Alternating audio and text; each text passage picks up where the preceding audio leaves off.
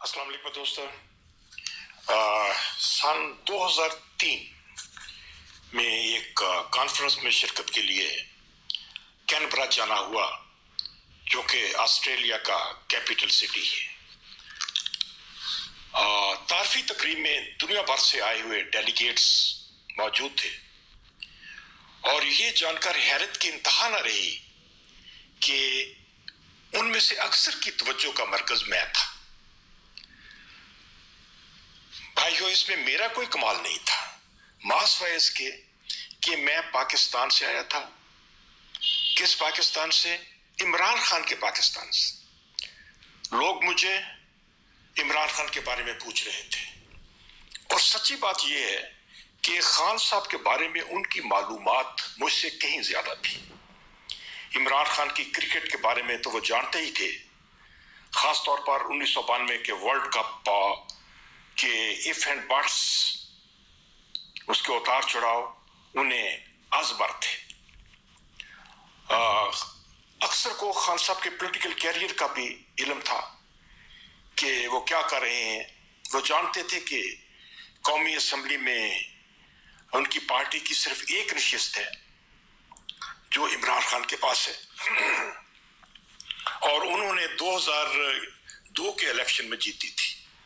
اور ہر کوئی مجھ سے عمران خان کا حال احوال یوں پوچھ رہا تھا جیسے موصوف سے میری ہر روز ملاقات ہوتی ہو. ایک روز کینبرا کا سب سے بڑا اور تاریخی چرچ وزٹ کرنے گئے تو ہیڈ پادری نہایت اتفاق کے ساتھ ملے، بڑی محبت کے ساتھ ملے اور دیر تک پاکستان کے بارے میں گفتگو کرتے رہے.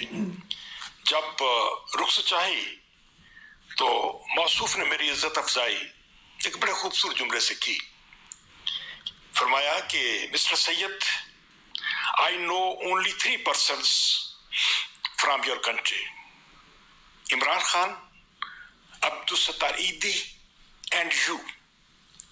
یعنی تمہارے ملک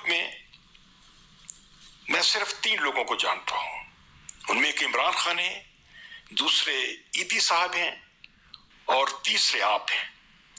اور یہ جو آپ کا شامل کیا گیا یہ محض میرا منہ دیکھ کر میرے وہاں موجود ہونے کی وجہ سے، ورنہ منانم کے مندانم مجھے اپنی اوقات کا پتہ ہے.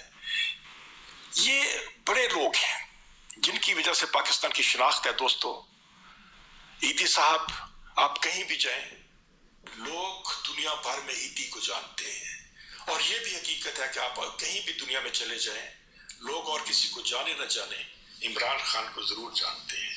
والسلام دوستو، اللہ آپ کو خوش رکھے.